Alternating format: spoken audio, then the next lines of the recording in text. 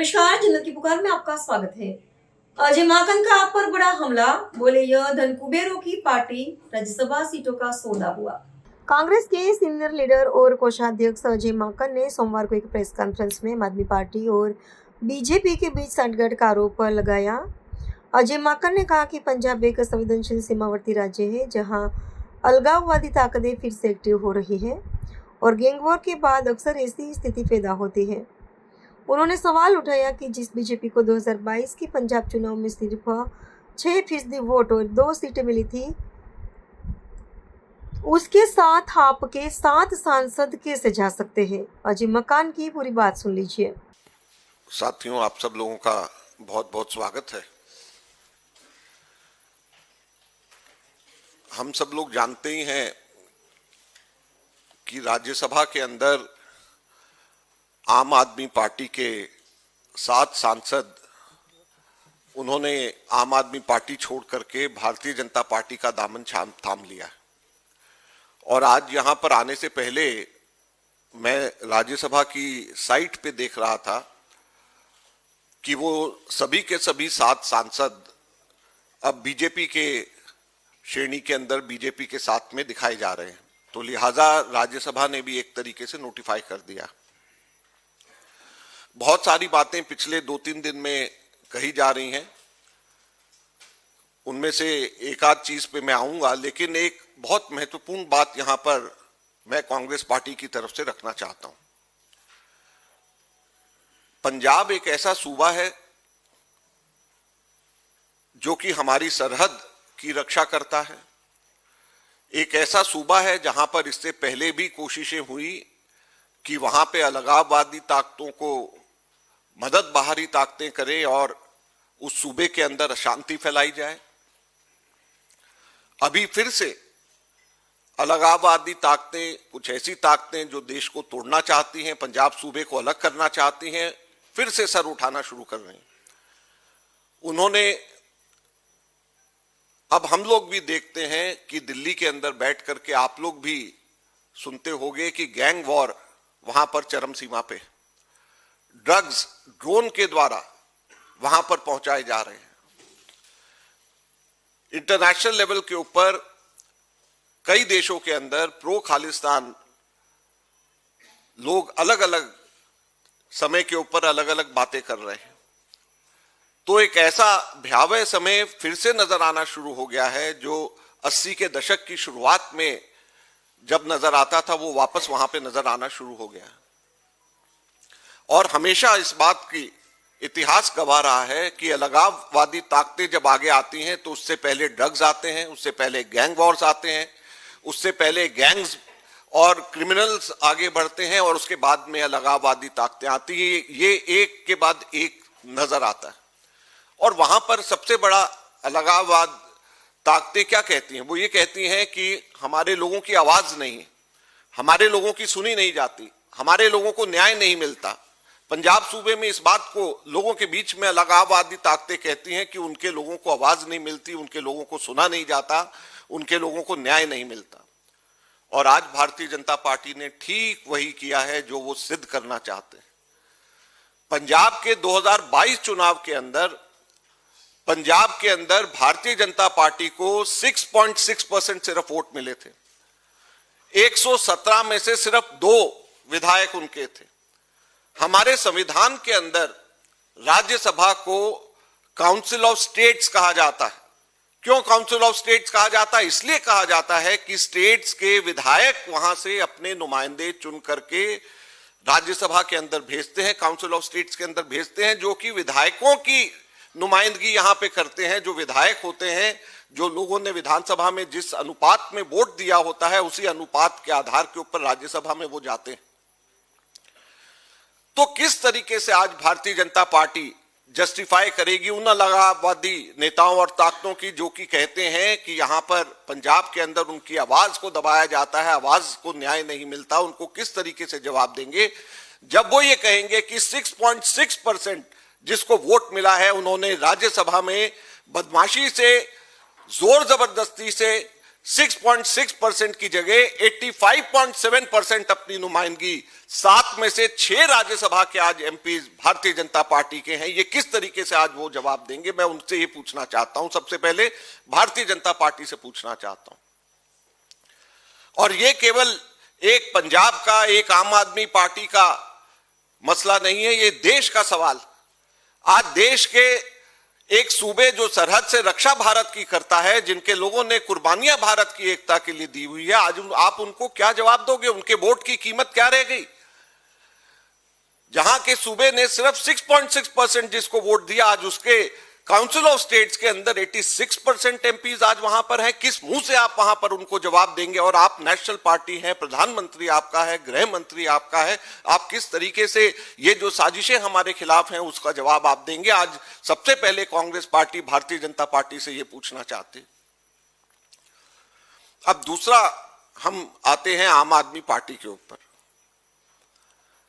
मैंने बहुत बार इस मंच से बार बार ये बोला है कि आम आदमी पार्टी बीजेपी की बी टीम है। मैंने हमेशा इस बात को बोला है कि आम आदमी पार्टी के नेता एंटी नेशनल है, यहां तक भी मैंने बोला और बार बार बोला है। और अब साथ साथ में ये भी कहना चाहता हूं कि इनको नाम आम आदमी पार्टी से अपना बदल करके अरबपतियों की पार्टी कर लेना चाहिए। वो इसलिए दिल्ली का राज्यसभा का चुनाव जब 2017 में हो रहा था,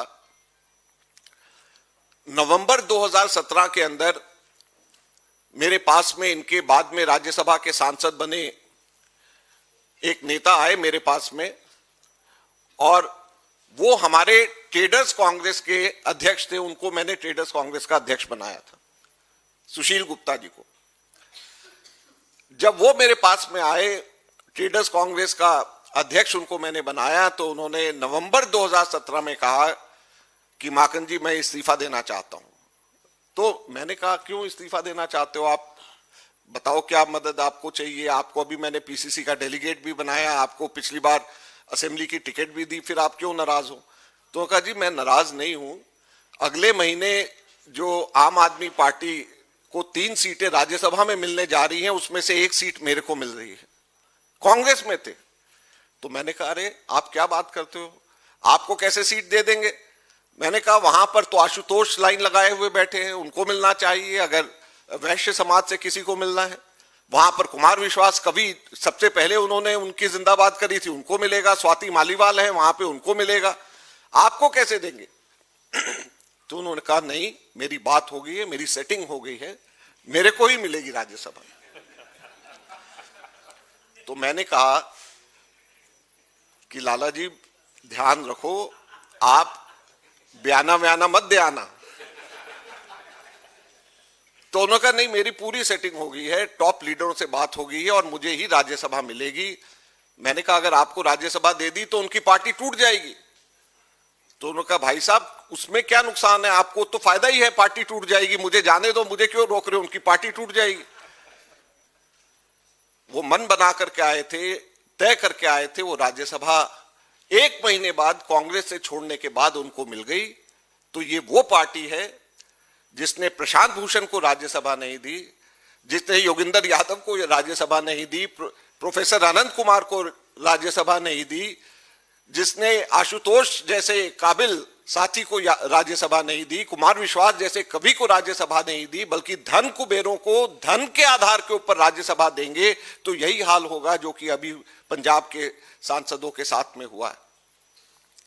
जब मैं ये सारी चीजें आज की तैयारी के लिए कर रहा था, तो मेरी एक आदत है कि मैं थोड़ा रिसर्च जरूर करता हूं। तो मैंने कहा कि ये जो धन कुबेरों को टिकट दी गई है, इसकी कोई क्वांटिफाई करना चाहिए। इसको कल मैं प्रेस कॉन्फ्रेंस में जा रहा हूं, तो इसको कुछ आंकड़ों के साथ तो मेरे को बोलना चाहिए। तो मैंने कहा कि इन सबके एफिडेविट निकालते हैं जो ये सातों गए, और देखते हैं कि इनकी टोटल कुल नेटवर्थ कितनी है। इन्होंने एफिडेविट के अंदर डाला है, और आप साथियों हैरान होंगे, जो मैं आंकड़े आपको बताऊंगा वो चौंकाने वाले। 7 लोगों की टोटल तो मेरी कैलकुलेशन से बाहर है, लेकिन जितने टोटल थे उसको 7 से डिवाइड किया, तो जो प्रति राज्यसभा, प्रति व्यक्ति राज्यसभा जो इनकी नेटवर्थ है वो है 818 करोड़ रुपया प्रति राज्यसभा। 7 एमपी जो आम आदमी पार्टी से छोड़ करके भाजपा गए हैं, 818 करोड़ रुपए, 50,35,420 एग्जैक्टली 420 भी है लास्ट में। 818 करोड़ 50,35,420 रुपया, ये औसत प्रति राज्यसभा एमपी की जो आम आदमी पार्टी से भाजपा के अंदर गया है वो उसकी औसत है। तो ये कहां के आम आदमी पार्टी है? ये अरबपतियों की पार्टी है। जब टिकट पैसे और धन कुबेरों को उसके आधार पर मिलता है तो ये किस तरीके से ये कह सकते हैं कि हम आम आदमी की पार्टी है? और फिर उसके बाद में मैंने एक और रिसर्च किया। मैंने कहा कि ये देखा जाए कि ये सारे सुशील गुप्ता जैसे तो नहीं है। मतलब ये कि ये पहले से आम आदमी पार्टी के लिए काम करते थे या सिर्फ चुनाव के टाइम पे गए। तो जब उस पर मैंने पूरी रिसर्च करी तो ये जितने धन कुबेर हैं इनमें से एक की भी मुझे कोई स्टेटमेंट नहीं मिली जो कि आम आदमी पार्टी के फेवर में इन्होंने दी हुई हो चुनाव से पहले, अपने राज्यसभा में जाने से पहले। लिहाजा टिकट मिली, कुछ हुआ सेटिंग, और उसके बाद में ये राज्यसभा में आम आदमी पार्टी के हो गए। और उसके बाद में अब 3 दिन पहले बीजेपी ने इनको वापस अपनी पार्टी में ले लिया। सिर्फ 6% वोट लेने वाला अब 86% वहां पर राज्यसभा के अंदर सीटें पंजाब से ले रहा है। ये सारी की सारी चीजें यहां पर हुई हैं। बहुत सारी बातें और कहने को है, मैं इनसे चर्चा कर रहा था, उन्होंने कहा नहीं आज आप इतना ही रख दे, ज्यादा देंगे तो और जो है बहुत सारी चीजें हो जाएंगी। लेकिन एक बात मैं अंत में कहना चाहूंगा जिसके लिए मैं सबसे बड़ा दोषी आम आदमी पार्टी को मानता हूं। मेरी ये खुशकिस्मती है और शायद मैं ही एकमात्र ऐसा व्यक्ति हूं जिसने 2 बेहतरीन एडमिनिस्ट्रेटर्स के अंडर बतौर कैबिनेट मिनिस्टर काम किया है। एक शीला दीक्षित जी और एक डॉक्टर मनमोहन सिंह। दोनों ने मुझे अपनी कैबिनेट में मौका दिया और सिर्फ मैं ही एकमात्र व्यक्ति हूं जो दोनों के कैबिनेट के अंदर मिनिस्टर्स था। और दोनों से बेहतरीन एडमिनिस्ट्रेटर, दोनों से बेहतरीन काम करने वाला, समझने वाला और ईमानदार एडमिनिस्ट्रेटर शायद ही कभी किसी ने देखा होगा। और इस सदी में खास तौर पे हमारे 21वीं सदी के अंदर इस तरीके से कोई भी एडमिनिस्ट्रेटर हम लोगों ने नहीं देखा है। अब उन लोगों को बदनाम करने की अगर साजिश किसी ने रची तो उसका नाम अरविंद केजरीवाल और आम आदमी पार्टी है। आज इनके मुंह से मुखौटा उतर गया है। किस तरीके से ये शीश महल में रहते हैं, किस तरीके से पैसे लेकर के ये टिकटों का व्यापार करते हैं और किस तरीके से उसके बाद भारतीय जनता पार्टी की झोली में डाल देते हैं। पहले भारतीय जनता पार्टी से ना तो मनमोहन सिंह जी के खिलाफ ना शीला दीक्षित जी के खिलाफ कुछ भी हो पा रहा था, तो उन्होंने एक प्रॉक्सी को आगे किया और वो प्रॉक्सी अरविंद केजरीवाल और आम आदमी पार्टी देश के अंदर वहीं पर जाकर के चुनाव लड़ते हैं जहां कांग्रेस और बीजेपी का सीधा मुकाबला होता है। दिल्ली में लड़ते हैं, हरियाणा में लड़ते हैं, गोवा में लड़ते हैं, गुजरात के अंदर लड़ते हैं, वहीं पे जाकर के लड़ते हैं जहां पर डायरेक्ट सीधे के सीधे मुकाबला होता है कांग्रेस और बीजेपी का या कांग्रेस और दूसरी पार्टी का, ताकि कांग्रेस को नुकसान पहुंचाया जा सके। तो ये अब इनके मुंह से मुखौटा पूरी तरीके से उतर गया है और मैं समझता हूं कि आगे आने वाले समय में देश की जनता इस चीज को अच्छे से समझेगी और ध्यान देगी। धन्यवाद।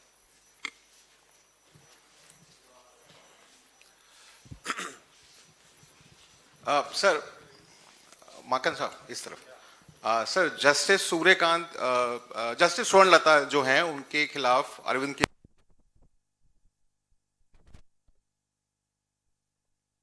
आरएसएस से संबंध हैं, आप कैसे देखते हैं? आप कह रहे हैं मुखौटा उतर गया, वो कह रहे हैं कि मैं सत्याग्रह कर रहा हूं उसके खिलाफ। देखिए, ये बड़ी अजीब सी बातें कुछ हो रही हैं।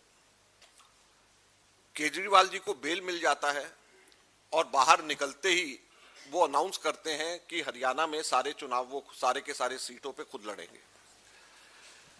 यहां पर अशोक मित्तल जी 12:30 बजे बीजेपी ज्वाइन कर जाते हैं और 3:30 बजे केजरीवाल जी ये कहते हैं कि उनको मकान दूसरा अलॉट हो गया क्योंकि वो अशोक मित्तल के घर पे रह रहे थे। तो ये सारी चीजों में मुझे कुछ घपला नजर आता है। मैं थोड़ा ये केजरीवाल जी स्टाइल बोल रहा हूं। इन सब चीजों में मुझे कुछ घपला नजर आता है और मुझे ऐसा लगता है कि सब मिले हुए हैं जी।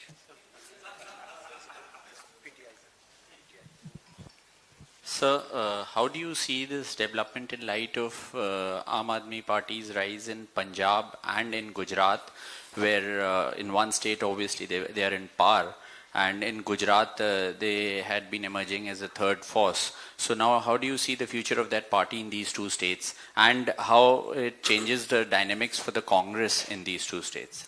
Well, first of all, you have to understand, again I am reiterating what I have said earlier, that AAP has been propped by the BJP as a proxy to check and counter Congress. Because BJP was not in a position and was unable to do anything in Punjab. So what they have done in Punjab? They propped up Aam Aadmi Party with just 6.6% of the total votes they got. They have managed 86% of the Rajya Sabha seats from Punjab. The same they are doing in Gujarat also. With seats, Aam Aadmi Party is contesting in Lok Sabha and in Vidhan Sabha. The only seats where Congress had a chance to defeat the BJP. In the last assembly elections, you have just said that AAP is rising in Gujarat. In the last assembly elections, they gained Aam Aadmi Party. But who gained the most? The BJP, because of the gain of the Aam Aadmi Party, because they are cutting into Congress party's votes. So if you look at the percentage of votes which Aam Aadmi is getting, the percentage of votes which they are cutting, the party which is at loss because of them, it is the Congress party, and which tends to gain is the BJP. And everything I have just said, Kejriwal was granted bail, and immediately coming out, he said that he is going to contest all 90 seats in Haryana. They got 0.6-0.7% votes, and it was just the same percentage of votes which was the difference between the Congress and the BJP. The same thing happened in Delhi also. Soon after the Lok Sabha election, they announced, their state president announced that they are going to contest alone in the Vidhan Sabha. Why? Just to help the BJP. Sir, इधर माकन साहब हाँ mic उधर पहुंचा हुआ है उसके बाद हाँ माकन साहब you've just said that आम आदमी पार्टी का मुखौटा उतर चुका है and it has always acted as a proxy to the BJP, and wherever there is a direct contest they have tried to hurt the Congress interests and acted on at the behest of the BJP.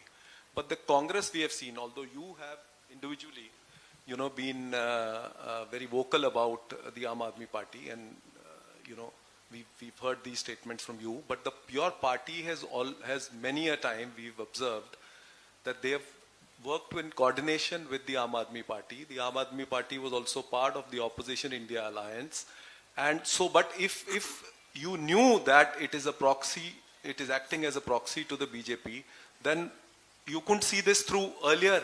And why was the party aligning with such a proxy?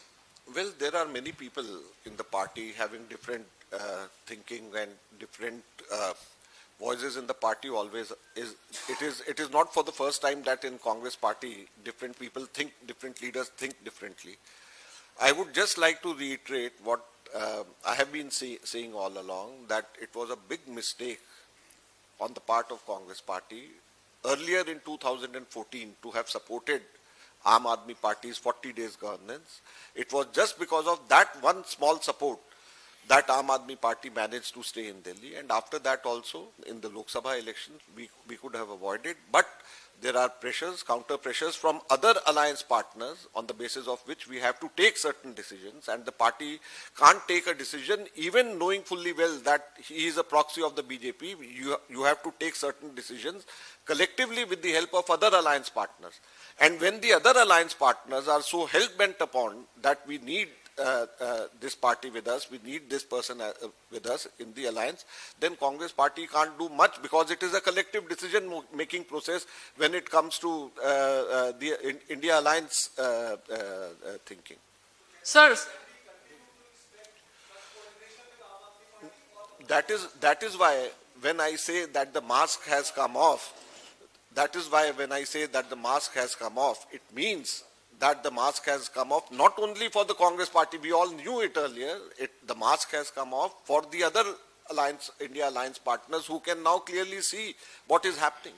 So sir sir जैसा आप कह रहे हैं कि mask has come of now, अगले साल काफी सारे ऐसे राज्य हैं जहां पर आम आदमी पार्टी का प्रेजेंस है, पंजाब है, इसके अलावा गुजरात है सर, ऐसे राज्य हैं जहां पर क्योंकि अलायंस आप लोगों ने किया पास्ट में, और जब आप कह रहे हैं कि हरियाणा और ये सब, उस समय भी हम देख रहे थे यही राघव चड्ढा कांग्रेस पार्टी के साथ बातचीत कर रहे थे अलायंस के लिए, हालांकि बातचीत बनी नहीं। जैनेंद्र जी आप बैठो। अगले साल sir,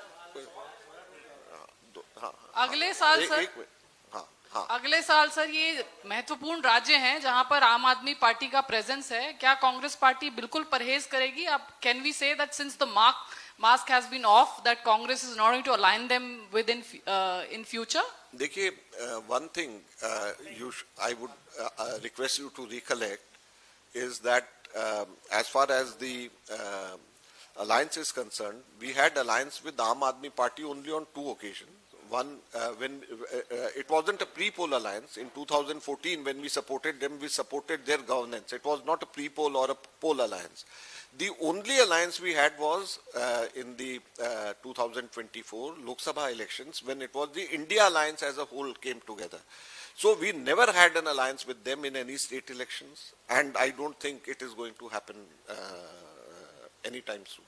I don't think it will ever happen. नहीं, कैसे?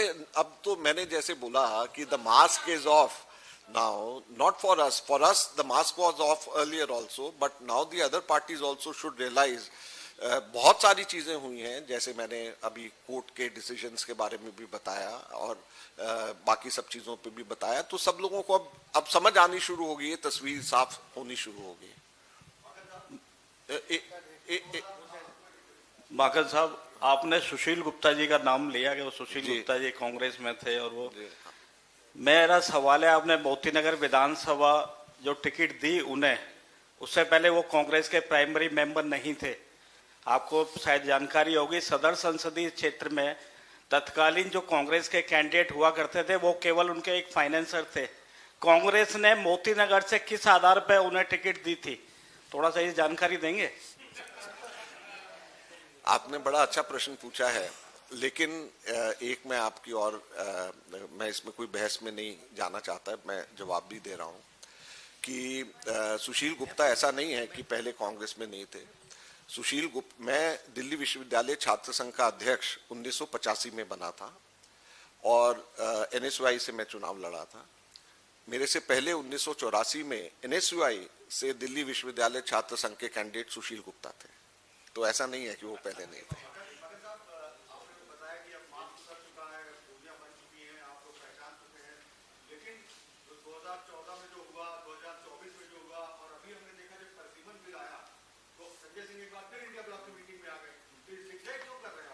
देखिए, देखिए विक्रांत जी, आप यही हम लोगों को सबसे बड़ा दुख होता है, हमारे बात समझने की जगह हमसे ही प्रश्न पूछ रहे हैं। उनके संजय सिंह जिगजैग कर रहे हैं, या उनके और जो स्वाति मालीवाल और जो पाठक है वो जिगजैग कर रहे हैं, या हम जिगजैग कर रहे हैं। वो अगर आकर के कोई व्यक्ति हमें इशू पे समर्थन देगा तो क्या हम उसको मना कर देंगे? कोई भी व्यक्ति अब आकर के हमें, अगर कोई एक MP भी आकर के हमें समर्थन देगा, हमारे जो बात हम रख रहे हैं, तो हम लोग तो उसको भगाएंगे थोड़े, स्वागत करेंगे। लेकिन पोल अलायंस की अलग बात है, मैंने उसका जवाब दिया है। अगर मान लीजिए राज्यसभा में, लोकसभा में कोई व्यक्ति ये कहे कि भी हम आपकी बात से, आपकी सोच से सहमत है, तो उसको भगाया थोड़े जाएगा।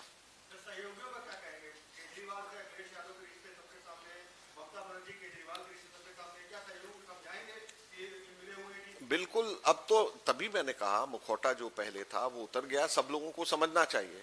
हम लोग तो सबसे पहले हम लोगों ने दिल्ली के अंदर उनको भोगा, हमने देखा कि किस तरीके से अन्ना मूवमेंट में RSS और उन लोगों ने मिलकर के काम किया। हम लोगों ने सबसे पहले देखा कि कैसे उनका टारगेट डॉक्टर मनमोहन सिंह और शीला दीक्षित जैसे ईमानदार और केपेबल एडमिनिस्ट्रेटर्स थे। हमने सब चीजें देखी, इसीलिए हम लोग, शायद मेरे जैसा, मैं दिल्ली से आता हूं, तो इसलिए हम लोग सबसे पहले मुखर हुए।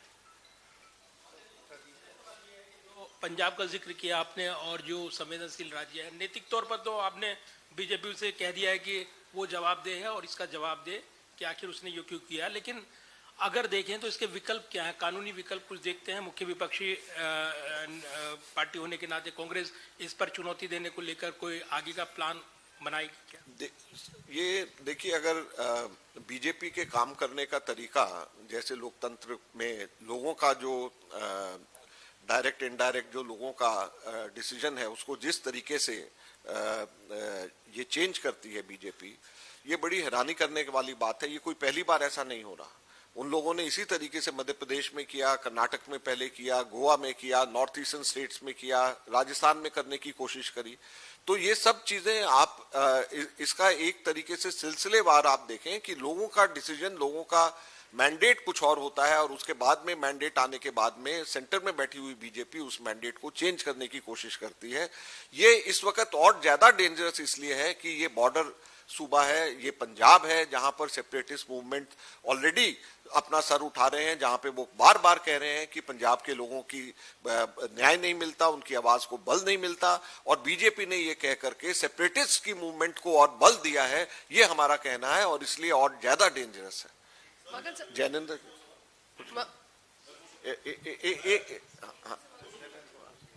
ओके सर, तो जो आपका इसके बाद मुख्य प्रेस कॉन्फ्रेंस का जो केंद्रीय विषय था कि इससे पंजाब में अलगाववादी जो ताकतें हैं उनको दुष्प्रचार का मौका मिलेगा भारत के खिलाफ और सेंटर के खिलाफ, इसको लेकर के सर क्या कुछ और आप हमें बता सकते हैं? और एक चीज और कि इतनी बड़ी टूट हुई आम आदमी पार्टी में, वो आक्रामकता नजर नहीं आ रही, हम उनको सड़कों पर नहीं देख रहे बयानबाजी के अलावा, इसके पीछे आपको क्या वजह नजर आती? ये आपने दूसरा वाला प्रश्न बहुत अच्छा पूछा है आपने। ये जो है उसमें उनकी आक्रामकता नजर नहीं आ रही, और बयानबाजी भी बड़ी म्यूटेड बयानबाजी है, और बहुत सारे नेताओं को, इंक्लूडिंग जो दिल्ली के पुराने नेता हैं, बहुत सारे नेताओं को के मुंह से जो आक्रामक जो नजर आना चाहिए वो नजर नहीं आया, सड़कों पे उतरते हुए नजर नहीं आए। मुझे लगता है कि एक और वेव आम आदमी पार्टी से निकलने वाली है, जो आम आदमी पार्टी छोड़ करके भारतीय जनता पार्टी जाएगी। आप लोगों को, सब लोगों को उसके लिए भी तैयार रहना चाहिए। मुझे लगता है कि एक और वेव जो है वहां से छोड़कर जाने के लिए दिल्ली और पंजाब दोनों में जाएगी। नहीं रुको यार, माकन साहब, अरे रुक जाइए, आपका हो गया, मेरा भी है। माकन साहब, इसके बाद आप कह रहे हैं कि आप पहले व्यक्ति हैं दिल्ली में कांग्रेस के जिन्होंने कहा कि आम आदमी पार्टी जो है वो बीजेपी की बी टीम है। क्या ये किस तरह की बीजेपी की बी टीम है जो बीजेपी के ही सांसदों को बढ़ा रही है? राज्यसभा में 113 सांसद अब बीजेपी के हो गए, तो खुद को खत्म करके बीजेपी को ऑक्सीजन देना, ये किस तरह की राजनीति की शुरुआत है? यही बी टीम है जो बी से अब ए बन रही है। तो जब बी टीम है, उनको मदद करती है जीतने में, अपने लोगों को, जब वहां पे बहुत सारे लोग डायरेक्ट बीजेपी में नहीं जा सकते, लेकिन बहुत सारे लोग वाया आम आदमी पार्टी बीजेपी में जा सकते हैं, तो ये वही टीम है जो बीजेपी को जीतने में पहले मदद करती है। उसके बाद अब जैसे पंजाब के अंदर बीजेपी का कोई चांस नहीं था, दिल्ली में 1993 से लेकर के 2014 तक भी बीजेपी कोशिश करती रही, वो चुनाव नहीं जीत पाई, अभी तक भी नहीं जीत पाई थी। तो वो तभी जीते बीजेपी जबकि उन्होंने वोट डिवीजन किया। गुजरात के अंदर इन्होंने थोड़ा सा परसेंट वोट लिया, लेकिन बीजेपी की सीट परसेंटेज इन्होंने, स्ट्राइक रेट एकदम से बढ़ा दिया। गोवा के अंदर जब 10 साल पहले जो चुनाव हुए थे, उसके अंदर जितने वोट से कांग्रेस पार्टी हारी थी, उससे 1% सिर्फ फालतू वोट इन लोगों ने वहां पर लिया था। तो ये सारी की सारी बातें हैं, हमको समझना चाहिए। इसलिए बी टीम है, और अब बी टीम से अपने सारे के सारे लोगों को सांसद वहां पर इनके जा रहे हैं। माकन साहब, हेलो, बिल्कुल। देखिए, मैंने तब भी कहा था, आम आदमी पार्टी एंटी नेशनल है, कि जिस तरीके से चंदे इन लोगों को जहां जहां पे मिला था, और उस टाइम के ऊपर जो अलगाववाद ताकतें पंजाब की अमेरिका में और कनाडा में जो थी, उन लोगों ने ओपनली कहा कि हम लोगों ने अमाउंट भी बताया कि इतने $1 मिलियन हमने केजरीवाल को दिया, और उस वक्त इनकी पार्टी का ट्रेजरर राघव चड्ढा जी हुआ करते थे। तो सबके ऊपर केसेस हो गए, चड्ढा जी के ऊपर केस नहीं हुए क्योंकि चड्ढा जी बीजेपी चले गए। तो एक पुरानी कहावत थी अन्ना जी के बाद में, मूवमेंट के बाद, कि अन्ना जी के सब बच्चे अब सेट हो गए। माकन साहब मेरा सवाल ये है, आवाज आ रही है जी? मेरा सवाल ये है कि आपने कहा कि अन्ना आंदोलन आरएसएस ने करवाया था, उसके पीछे आरएसएस थी, लेकिन उसी आंदोलन के बाद जब आम आदमी पार्टी चुनाव लड़ती है तो आपके बैसाखी पे बैठ के आप ऑक्सीजन देते हैं, केजरीवाल मुख्यमंत्री बन जाते हैं, उसके बाद लोकसभा चुनाव, एक मिनट सर, उसके बाद आप गठबंधन कर लेते हैं। तो हर बार जो है आप लोग गठबंधन कर लेते हैं, लेकिन सवाल ये है कि क्या आप इस मन से दिल्ली की जनता से ये वादा करते हैं कि दोबारा कभी समझौता आप नहीं करेंगे? देखिए, मैंने पहले बोला कि हम लोगों ने 2014 में भी समझौता हमने प्रीपोल नहीं किया था, और कभी दिल्ली के इलेक्शंस में हमने समझौता उनसे नहीं किया। सिर्फ और सिर्फ एक चुनाव में 2024 के में लोकसभा के जनरल इलेक्शंस में उनके साथ किया, वो भी इंडिया अलायंस के पार्टनर्स जो हमारे साथ थे उनका दबाव था, उनका कहना था, और सभी इंडिया अलायंस की एकता की वजह से, नहीं तो इंडिया अलायंस में हम लोग एक नहीं हो पाते। तो वो हम लोगों के लिए उस वक्त सोच रही होगी हमारे शीर्ष नेतृत्व की, जिस वजह से हुआ, नहीं तो उसके अलावा तो कभी भी नहीं हुआ। जितना तेजी से हमने अग्रेसिवली उनके अगेंस्ट एजिटेशन दिल्ली में करे, उतने तो बीजेपी ने भी नहीं करे। आमिर हूं मैं न्यूज नेशन से। एक मिनट में मैं एक सवाल ले लेता हूं, बहुत उधर से बहुत हो गया सवाल, एक मिनट इधर ले। एक सवाल सर ये है कि राघव चड्ढा के बारे में पता था कि लोग कयास लगा रहे थे कि बीजेपी में चले जाएंगे वो, और बहुत पहले से खबरें चलने लगी थी, लेकिन वो 7 सांसदों को लेके जाएंगे किसके बारे में किसी को नहीं पता था। उसके बाद अब राघव चड्ढा कहते हैं कि 50 विधायकों के संपर्क में पंजाब में। तो क्या आप लोगों को लगता है कि कांग्रेस में भी टूट हो सकती है? क्या कांग्रेस के जो विधायक है वहां पर 13 विधायक कांग्रेस के हैं, क्या उसमें भी कुछ हो सकता है? और आगे की जो वेव आप बता रहे हैं उसको थोड़ा डिस्क्राइब कीजिए। देखिए, कांग्रेस की स्थिति तो और मजबूत हो रही है, लोग बल्कि कांग्रेस में आना चाह रहे हैं इस वक्त। और जहां तक कि आम आदमी पार्टी की जहां तक बात है, मुझे लगता है क्योंकि जो रिस्पांस आम आदमी पार्टी का है वो उतना अग्रेसिव नहीं है, बेशक सड़क पे या बयान से। तो ऐसा लगता है कि आम आदमी पार्टी के अंदर भी बहुत बड़ी टूट, केवल पंजाब में नहीं बल्कि दिल्ली के अंदर भी बहुत सारे लोग शायद छोड़ करके जाने को तैयार बैठे हैं, ऐसा हम लोगों को खबर है। Magan sir, one question as amid this political development in Aam Aadmi Party, there is the CBI which has re-registered a case which earlier was being probed by the Anti-Corruption Bureau, which is related to Arvind Kejriwal's brother-in-law. There were corruption charges against him, that there was forgery of documents and all of that. The timing of this registration of this case is also under discussion. What's your response to that? Because recently only we have seen that how the MPs have switched the sites, and soon after that this decision has also been taken. Well, my question is, when did this happen? When the CBI has registered case now, but when did this incident happen? ये वाकया कब हुआ था? ये वाकया आज से 7 साल पहले का है। तो 7 साल का सेंट्रल गवर्नमेंट और सीबीआई क्यों इंतजार करती है? क्यों? क्या वो जो है कोई नैरेटिव सेट करने के लिए कोई टाइम चूज करती है? क्या टाइम चूज करने का क्या आधार है कि जब चाहे एक निकाल करके सामने केस कर दिया, जब चाहे बेल निकाल दी, बेल दे दी, जब चाहे ये कर दिया, ताकि अपने हिसाब से कठपुतली की तरीके से चला सके? यही तो बी टीम का काम है। जी, एक प्रश्न ये है कि अलगाववाद की बात आपने की और कहा वहाँ के लोगों को न्याय नहीं मिल रहा है। अब ये 6% से 85% हो गए, अगले साल चुनाव है, तो कांग्रेस क्या करेगी जो ये 85% है इम्पैक्ट ना डाल पाए? क्योंकि पिछली बार भी जो चुनाव हुआ था उसमें जिस तरह से अलगाववादियों ने मदद की थी वो सबके सामने है। देखिए, कांग्रेस वहाँ पर एकजुट होकर के चुनाव लड़ेगी, और अब बल्कि भाजपा भी एक्सपोज हुई है, जिस तरीके से उन्होंने वहाँ पर लोगों के मैंडेट की अवहेलना करी है। आम आदमी पार्टी भी एक्सपोज हुई है, अकाली दल बहुत कमजोर स्थिति में है। मुझे लगता है कि कांग्रेस पार्टी के लिए वहां पे सभी लोग इकट्ठे होकर के लड़ें और ये गोल्डन अपॉर्चुनिटी है। धन्यवाद। सर एक आखिरी क्वेश्चन ये है कि मेरा पेन नीचे। हाँ सर इधर हाँ हाँ सर, अभी कुछ दिन राहुल गांधी जी ने वेस्ट बंगाल में कहा था कि अगर ममता जी ने साफ सुथरी सरकार चलाई होती तो भाजपा को वहां पहुंचने का कभी मौका, मतलब उस राज्य में। सर दूसरा, अभी आप उसी में आगे बढ़ा रहा हूं, अभी दूसरा आप आम आदमी पार्टी को एंटी नेशनल कह रहे हो, तो क्या अब ये मान लिया जाए कि इंडिया गठबंधन अप्रासंगिक हो रहा है धीरे धीरे?